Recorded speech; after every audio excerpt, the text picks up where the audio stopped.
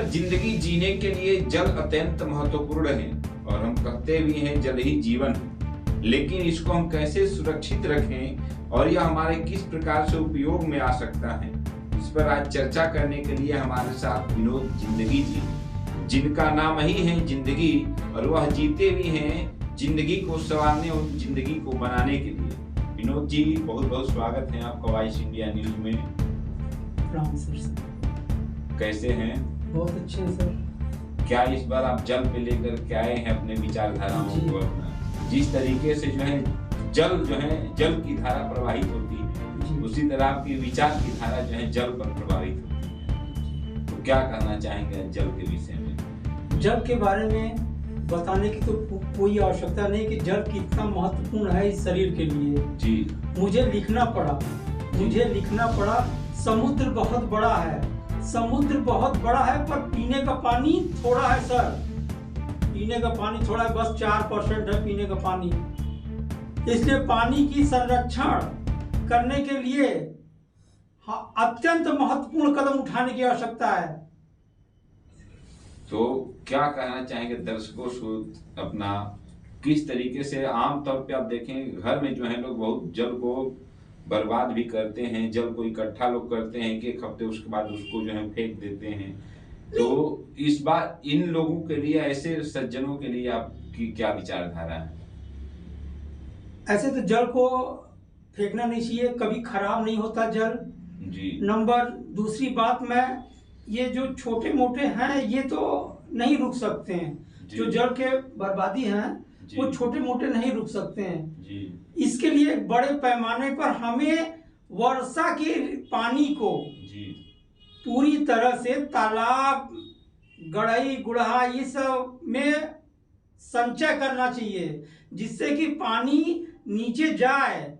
हम बिजली का बिल दे सकते हैं, मकान का टैक्स दे सकते हैं, ये सब मोबाइल का चार्ज करने के लिए याद रहता है, मगर ये पानी को चार्ज नहीं किया गया तो आने वाली पीढ़ी को हम क्या दे करके जाएंगे? कल आपके बच्चे पूछेंगे पानी कहाँ है पापा, क्या जवाब है आपके पास? जब आप रख के नहीं जाओगे तो उनके लिए क्या होगा? प्यास कैसे बुझाएंगे? तो जिंदगी को जीने के लिए जल कहा भी जाता है अपना कि जल ही जीवन है, और सप्त पदार्थों में जल अपना एक महत्वपूर्ण पदार्थ है अपना। तो इसको कैसे संरक्षित रखा जाए और किस तरीके से इसका उपभोग किया जाए अपना? पूरी तरह से जितने भी तालाब हमारे पट गए हैं उसको पूरी तरह से खाली किया जाए, वर्षा ऋतु का पानी उसमें संचय किया जाए, कुएं को खनवाया जाए, मतलब कि संरक्षण के लिए। जब तक हम नीचे डालेंगे नहीं, बैंक में पैसा डालेंगे नहीं, खाली निकालते रहेंगे तो कब तक चलेगा सर? इसीलिए लिखना पड़ा है, समुद्र बहुत बड़ा है, पीने का पानी थोड़ा है सर। लेकिन एक चीज आता है विनोद जी, जब आप देखेंगे अपना कि गर्मी आती है अपना, तो उस समय जल का लेवल बहुत नीचे चला जाता है अपना। तो क्या ये माना जाए कि जल का जो उपयोग लोग करते हैं अपना, उस उपयोग को उपयोग नहीं करते, दुरुपयोग करते हैं बहुत लोग अपना। क्या अगर उसको संरक्षित किया जाए उस जल को, तो हमारे पानी के लेवल में कुछ सुधार होगा? बहुत सुधार होगा सर। आज के समय में आप किसी भी शहर को उठा करके देख लीजिए, जितनी भी वर्षा ऋतु का पानी आता है या तो फिर थोड़ा बहुत बढ़िया पानी जो निकलता है, वो सीधे सीवर के माध्यम से नदी तक पहुंचता है, नदी से समुद्र पहुंच जाता है और सारा पानी खारा हो जाता है। अगर जब तक पानी को नीचे हम नहीं भेजेंगे तो इसका लेवल उठेगा कैसे सर? लेवल उठाने के लिए पानी को सुरक्षित और संरक्षित करना पड़ेगा, जरूरी है अपना। युद्ध स्तर पर इस पे योगी जी और मोदी जी को कार्य करना चाहिए, क्योंकि जल ही जीवन है, ये तो सभी लोग बोलते हैं। इसीलिए 4% है सर, इसको ध्यान से बचा के रखना है कि आगे आने वाली पीढ़ी को हम सही ढंग से जल दे सकें, खेती की सिंचाई कर सकें।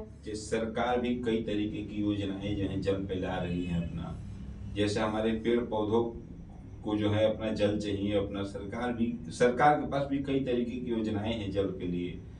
आपके पास इस तरीके की कोई क्या योजना है जो जल को सुरक्षित रखा जाए या सरकार तक आपकी बातों को पहुंचाया जा सके? सरकार तक वही सर, मतलब बताया ना कि जी। तालाब होने चाहिए, हर गांव में कम से कम 4 तालाब होने चाहिए, हर वार्ड में 4 आपका तालाब एक होने प्रोजेक्ट है चाहिए। ये? हाँ, ये मेरा प्रोजेक्ट है, कम से कम 4 तालाब होने चाहिए। इससे एक और फायदा है, अच्छा। सुबह जो इंसान को मॉर्निंग वॉक करना है वो तालाब के चारों तरफ टहल सकता है। अच्छा। उधर पेड़ पौधे भी लग जाएंगे, वो भी बिना पानी के अपना खींच लेते हैं। पानी उनको देने की आवश्यकता नहीं है पेड़ को, वो तो ले लेते हैं, स्वयं खींच लेते हैं। बस हमें जल को संरक्षित रखना है, तालाब का निर्माण पूरी तरह से किया जाए, यही मैं चाहता हूँ। जल पे बड़ा जो है काम कर रहे हैं अपना, हाँ, जल पे काम कर रहे हैं अपना, तो कुछ न कुछ जो है ऐसी समस्याएं भी आती होंगी जो लोग बर्बाद कर रहे हैं जल को। आप देखते होंगे मन में इस तरह की कभी क्रोध, बहुत सर क्रोध भी उत्पन्न होता है, बहुत क्रोध उत्पन्न होता है। हाँ। किसी किसी के यहाँ तो नल लगा हुआ है, टोटी ही नहीं है, चू रहा है पानी, चूने दो, क्या मतलब है? उनको नहीं समझ में आ रहा है कि एक बूंद का कीमती है। थोड़ी सी पानी कमी हो जाती है तो 200 रुपए लीटर का पानी लगने लगता है शरीर में। 200 रुपए लीटर का पानी लगने लगता है, डॉक्टर की चार्ज अलग छोड़ दीजिए, वो भी एक पानी है। सरकार भी एक मुहिम चला रहे, हर घर नल योजना और हर घर जल योजना अपना। जिस व्यक्ति के पास नल नहीं है, उसके यहाँ जल नहीं पहुंचे, तो सरकार ने एक जो है प्रोजेक्ट लाया है कि सबके घर नल लगे और सबके घर जल भी पहुंचे अपना। तो इसके लिए सरकार को क्या कहना चाहेंगे? ये बहुत अच्छी योजना है कि सबके घर जल पहुंचना चाहिए, मगर रिचार्ज भी तो करने के लिए ऐसा कोई फार्मूला निकालिए जिससे रिचार्ज हो। केवल कागज में रिचार्ज करने का तरीका बनाने से तो कोई फायदा है नहीं। रिचार्ज तभी होगा जब आप तालाब का सही ढंग से निर्माण करेंगे, कुओं का निर्माण सही ढंग से करेंगे, तभी ना होगा। अच्छा, आपके दिमाग में ये किस तरीके से आया अपना कि जल पे या जिंदगी पे ये वर्क किया जाए और इसमें जो है काफी लोगों को सतर्क किया जाए, एक बढ़िया संदेश जाएगा? सर, मैं जिंदगी के बारे में ही तो सोचता रहता हूँ कि जिंदगी को लंबी आयु तक ले जाना है, हवा पानी भोजन की कमी न हो जी। हवा और पानी भोजन की कमी न हो, वो आजीवन चलता रहे, कोई इसके अभाव में न मरे। इसलिए जो है जल को सुरक्षित और संरक्षित रखना जरूरी है। वास्तव में हम जिंदगी जीते जरूर हैं, लेकिन जब जल की आवश्यकता पड़ती है और हम जल को बर्बाद करते हैं और एक एक बूंद की आवश्यकता पड़ती है, तो जल के महत्व को समझ में आता है। लेकिन इन सब तमाम चीजों के बावजूद भी हम जल को कैसे बर्बाद करते हैं, यह दर्शकों से छिपा नहीं है। तो दर्शकों से एक ही निवेदन है कि आप भी जल को सुरक्षित और संरक्षित रखें और जल का सदुपयोग करें, दुरुपयोग नहीं। आज हमारे साथ इस मुहिम को आगे बढ़ाने के लिए, जल ही जीवन है, इस मुहिम को आगे बढ़ाने के लिए विनोद जिंदगी जीते अपना। बहरहाल यह जो है जल पर चर्चा कर रहे थे। तब तक आप बने रहिए वॉइस इंडिया न्यूज पे।